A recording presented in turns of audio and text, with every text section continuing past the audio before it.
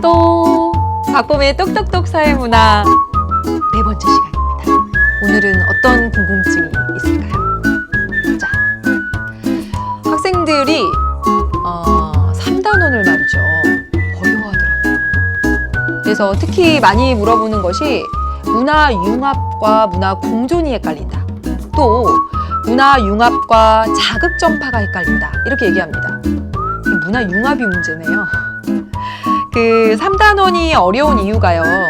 저는 처음에는 어렵지 않다라고 생각했거든요. 그런데 이게 어려운 이유가 이 문화 파트의 개념이 상당히 많이 있습니다. 그런데 이 개념들을 모두 합쳐서 한 문제로 출제되는 경향이 참 많더라는 거죠. 그래서 문제가 좀 어렵다라고 느끼는 학생들이 있고요. 또 이 개념으로 배운 내용들을 사례에 적용시키다 보니까 이제 헷갈려지는 거죠. 그래서 쉽지 않다라고 하는 학생들을 위해서 오늘은 이 문화융합과 문화공존 그리고 문화융합과 자극전파를 확실하게 구분해 드리도록 하겠습니다. 어떤 문화와 어떤 문화가 만나잖아요. 그래서 예를 들어서 갑국의 문화와 A국의 문화가 만났다. 그러면 갑국의 문화 요소와 A국의 문화 요소가 같이 있을 수가 있습니다. 이 경우를 그렇죠. 문화 병존 또는 공존이라고 말하죠. 또는 갑국과 어떤 또 B국이 만났는데 갑국의 문화만 살아있어요. B국의 문화 요소는 없어진 거죠. 이 경우를 그렇죠. 동화됐다라고 말합니다. 그리고 갑국의 문화 요소도 아니고 또 새로운 C국의 문화 요소도 아닌 새로운 형태의 문화 요소가 나타납니다. 새로운 제3의 문화가 그렇죠. 여러분 문화융합인 거 알고 있습니다. 구분이 돼요. 지금 분명히 문화융합과 문화공존이 무엇인지 여러분 잘 압니다. 그럼에도 불구하고 헷갈리다라고 얘기를 해요. 제가 하나를 읽어드릴게요. 어떤 나라에서 고유 언어와 외래 언어를 모두 공용어로 사용한다. 뭐죠? 그렇죠. 문화 공존이죠. 서로 다른 문화가 결합해서 새로운 문화가 만들어졌다. 이러면요? 그렇죠. 문화융합입니다. 여러분 개념상으로는 이제 잘 알아요. 그러면 사례를 한번 설명해 볼게요.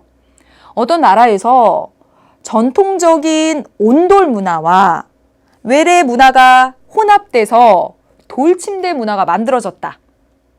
이건 뭐죠? 공존입니까? 온돌 문화와 침대 문화가 공존하는 거예요?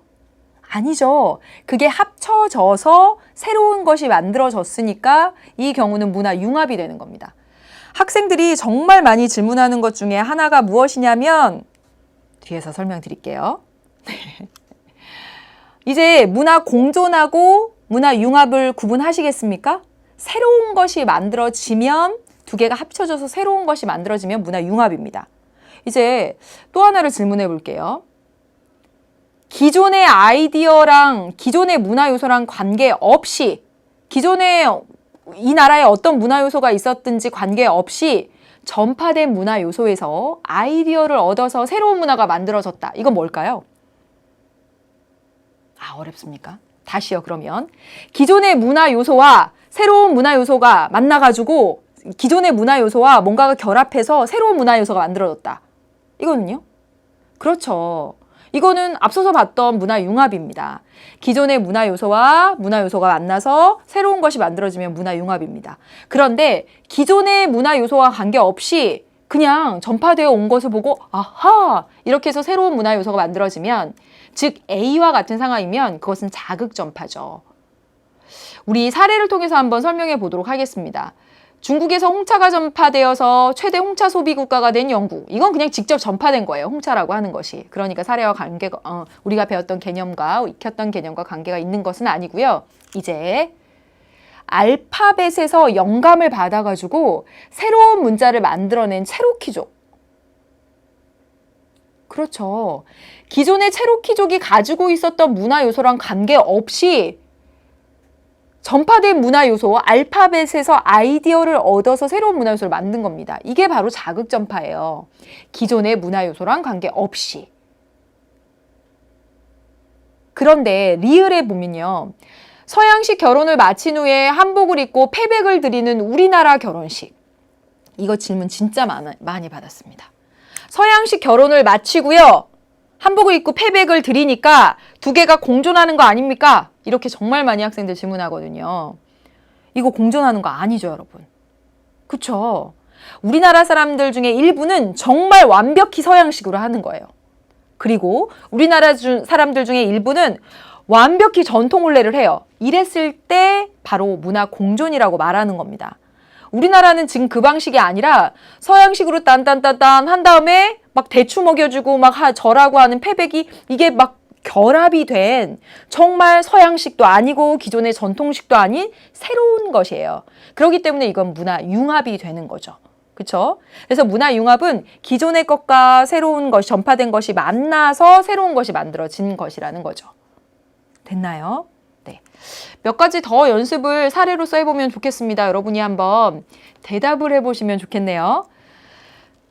김치 스파게티, 불고기 피자, 문화 공존, 문화 융합, 자극 전파. 그렇죠. 문화 융합이죠. 기존에 있었던 김치와 스파게티가 만나서 새로운 김치 스파게티 만들어졌으니까 문화 융합입니다. 미국에서요, 아프리카 음악과 유럽 음악의 요소가 결합해서 재즈가 등장한 거는요. 그렇죠. 기존에 있었던 아프리카 음악의 요소와 유럽 음악의 요소가 결합돼서 만들어진 것이니까 이것도 문화 융합인 겁니다. 그러면요, 한의학과 별도로 서양의학이 자리 잡았다. 한의학도 있고 서양의학도 있습니다. 이 경우는요. 그렇죠. 이건 문화 공존이 되는 겁니다. 필리핀에서 타갈로그어와 영어가 모두 사용되는 것 역시 여러분 문화 공존이라고 보면 되겠죠. 지금 여러 가지 사례들을 통해서 막 얘기를 하고 있는데요. 오디오만을 통해서 들은 학생들도 이해가 다 되었을까요? 그래서 마지막 솔루션 봄을 통해서 확실하게 정리해 드리도록 하겠습니다.